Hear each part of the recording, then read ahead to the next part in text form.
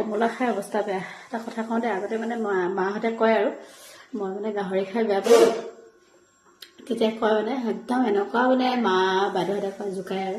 গাহৰি খোৱা হাজবেণ্ড এটা পাবি বোলে এনেকৈ কয় আৰু গাহৰি খোৱা মানুহ এটা পাবি বোলে তই বেয়া পাওঁ যে মই মানে গাহৰি মাংস বুলি ক'লে মানে ঘিণ নকৰোঁ মানে এনে বিৰাট মানে বেয়া পাইছিলোঁ আৰু সঁচাকৈ মই সেনেকুৱা এজনে পালোঁ বাৰু গাহৰি খোৱা এজনে পালোঁ কিন্তু আৰু এটা কথা কৈছিলে মানে একদম চব কাম তৈয়াৰ কৰিব লাগিব বনাই মেলি খুৱাব লাগিব তেতিয়া নিজেও খাবলগীয়া হ'ব তাৰপিছত আৰু কুকুৰা চুকুৰা আনিলে মই নাবাচোঁ মানে লোকেল কুকুৰা চুকুৰা কয় আৰু মানে সেইবোৰ কৰি খাব লাগিব এতিয়া গম পাবি এনেকৈ কয় আৰু মই বিৰাট ভয় লাগে আৰু একদম বহুত দূৰত গাঁৱৰ ভিতৰৰ জেগাত মানে বিয়া হ'বি আৰু মানে গাড়ী চাড়ী নাযাব খোজকাঢ়িব লাগিব মানে মোক বহুত ভয় খুৱায় আৰু এনেকুৱা হ'ব ৰ তই বেছি মানে ৰাতিপুৱাও দেৰিকৈ উঠিছিলোঁ ঘৰৰ সৰু বুলি কিন্তু একদম এতিয়া মানে সম্পূৰ্ণ বিপৰীত মানে মই একো কৰিবই নালাগে বুলি ক'ব পাৰি